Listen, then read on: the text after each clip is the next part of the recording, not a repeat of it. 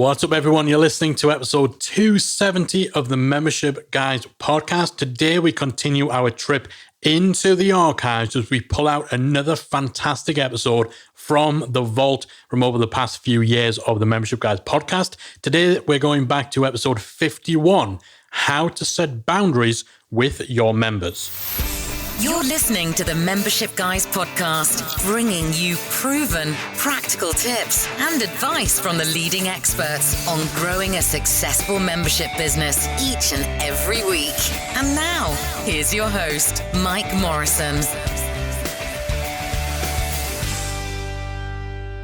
All right, so this week we are continuing our little journey into the archives as we pick out some of the best episodes from the past 5 years of the Membership Guys podcast.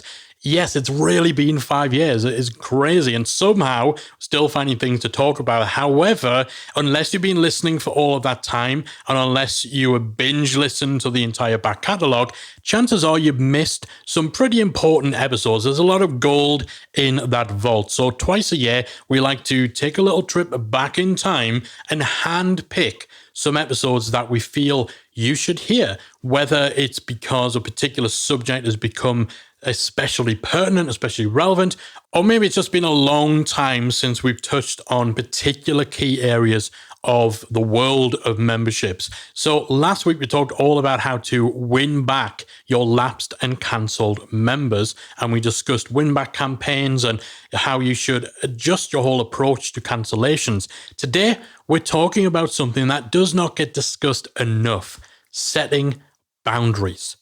And new membership site owners are often afraid that as soon as their member numbers start to increase, they're going to find themselves overrun by people clamoring for their attention. Every hour of their day will be spent fighting against the tide of emails, with any semblance of a life they once had dragged to the depths with an inbox-sized weight tied to its ankle. Is it possible to walk the line between being accessible, contactable, and shutting people off completely? Now, a lot of what you see in the online business space and in entrepreneurship in general is this idea that you should be hustling, you should be constantly working, that taking time off or putting boundaries in place is a sign that you don't want it enough. But that's all nonsense. For the sake of your own mental health and just physical health, and also for the sake of the health of your business, you need to have clear boundaries in place.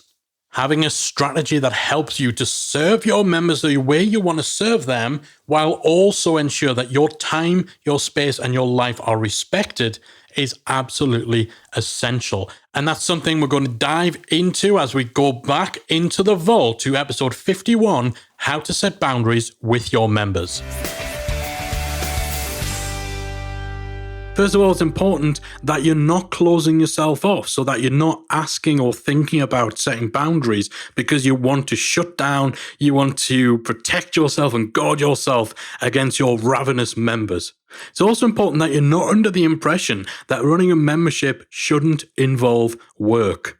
A membership still involves work, successful ones especially, but the good thing is it's work that's on your terms. Now, I'm sure that anyone listening to this podcast, you already know this stuff, right? But I had to get it out there. Your members will contact you. They will want to contact you, and any successful membership site owner will respond when they do. However, that's not to say that you can't set boundaries and that you can't be the one who sets the terms. After all, the beauty of the membership model is, as we said, the fact that while it is still work, it's work on your terms. So you get to shape things to how you want to work and how you want your membership to fit in with everything else you're doing, to fit in with your lifestyle and so on. Now, we've actually found that having more channels for the communication of our members within MemberSite Academy has actually reduced how much people contact us. So that may seem counterintuitive, but when you think about it, it actually makes sense. When people know that they don't have to try too hard to reach you, that takes the urgency out of the equation. They know that they can get in touch with you whenever they need to. And so it removes that whole notion, it removes that whole topic from their mind until they have a problem. Whereas when you make it difficult for people to get in touch with you, and it's noticeably difficult to get in touch with you, then that becomes more of a pressing issue. And there's almost a degree where people will reach out because they want to make sure that if something serious does happen, they can get a response. So it may be counterintuitive, having more channels of communication open actually being a way of reducing how many inquiries and how many messages and stuff you're getting. But that's certainly what we find, not just for our own site at membersiteacademy.com, but for a number of the successful membership site owners that we've worked with in the past too. Now, it is important and it is key, however, to establish some ground rules. If you have a contact form or if you're using a messaging app, then make it clear to people that it may take 12 hours, 24 hours, 48 hours, however long or whatever time frame suits you for you to respond to them. Nobody should be in a position where they send you a message through your contact form or through your support channels and they have no idea of when to expect a response, because then they're waiting and they're counting down the time and they have no basis for expectations. They don't know whether it's unreasonable to expect a reply within an hour. They don't know whether waiting for 24 hours is actually taking a long time or whether it's the norm. So again, state this stuff, make it clear, establish those ground rules, those guidelines to go by. You could actually just use a ticketing system such as Zendesk for customer support and have it set to automatically respond to people just to let them know that their message has been received, to tell them how long it'll take, or even to suggest some general answers to the more common problems that might actually solve their issue and save you having to do the work. Consider also having some hours of operations for your membership and make them clear on your site so people know when you're available. Setting and managing expectations is good not just for you, but for your members too. 99.99999% of your members are going to be totally reasonable folks. But if you don't tell them that you don't work weekends or evenings, then they won't know that it's not cool to contact you then, or that they'll need to wait for a response if they do send you a message on a Sunday. Sometimes, however, you will get people using your various communication channels in ways that you don't want, and often this will involve using them to contact you privately for advice. So it's important that you take time to channel those inquiries to the right place. So if somebody's asking you lots of specific questions and essentially they're just trying to get private consultation, then unless that's actually a part of their membership that they're paying for, it's down to you to channel those inquiries elsewhere. Don't be dismissive, don't be horrible about it, but be firm in the fact that actually your support email isn't a private channel for one-on-one consultation. It's not a workaround to getting some one-on-one time for you. So you need to channel those inquiries elsewhere, and more often than not, that'll be towards a community forum.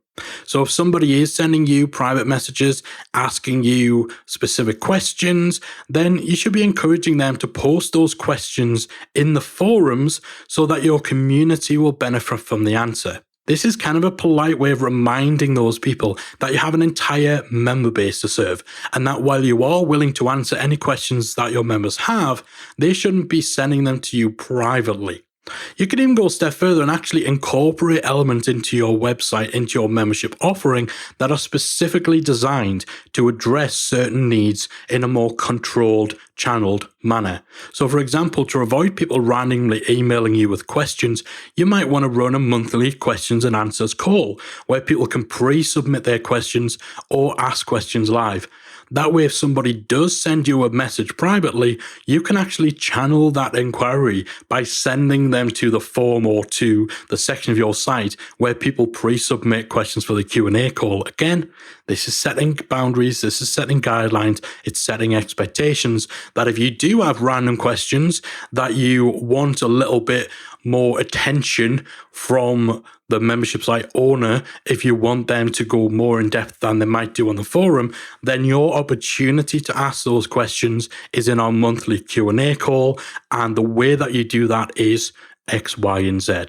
Similarly, if you're getting frequent requests from your members for you to give them direct personal feedback, perhaps you're teaching music and people want you to listen to them playing to see how they're progressing.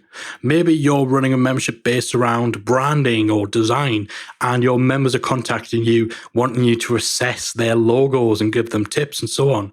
You can actually take this as an opportunity to create an actual member feedback process and incorporate that into your membership offering.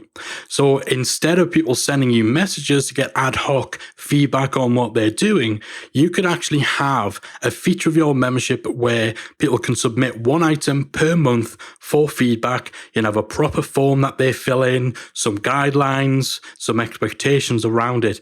Or you can just go more general and just create a forum section that is specifically for feedback. So next time someone sends you that message, you can say, "This is great, happy to provide feedback. What you'll need to do, however, is post it in this forum." Or what you'll need to do, however, is submit this through this form so that I can get all the information that I want and so I can provide you the right kind of structured feedback. This benefits your members too, because if you're dealing with stuff and it's all ad hoc and all of that, you're not going to give these questions or these feedback requests the attention that they need. So these are actually the Q&A calls and the member feedback. Those are two things that we do in the Member Site Academy, and they work very well. So again, this isn't about cutting yourself off or refusing to interact with your community. It's about shaping that interaction in a way that not only works for you, but also works to the benefit of the community, your member base as a whole.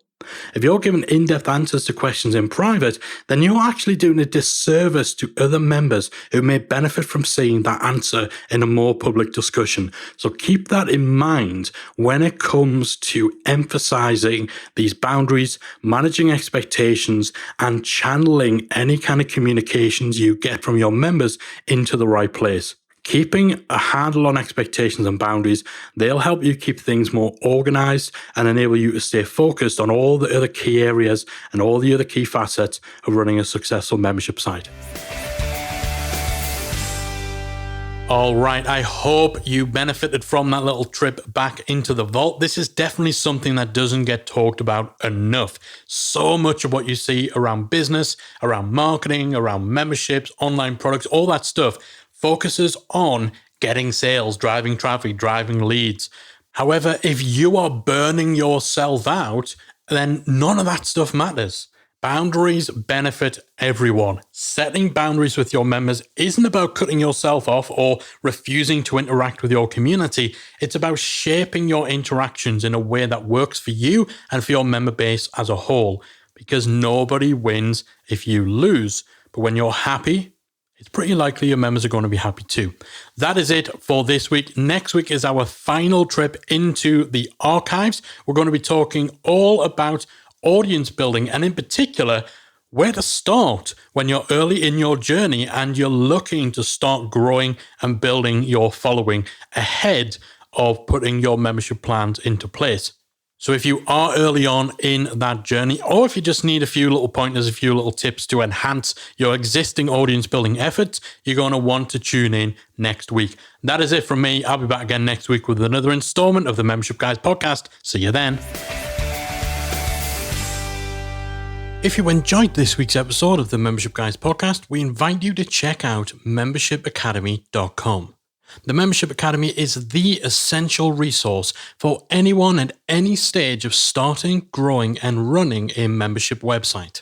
Whether you're still trying to figure out what your idea is going to be, or whether your website's already up and running and you're just looking for ways to grow it and attract new members, then the Membership Academy can help you to get to the next level.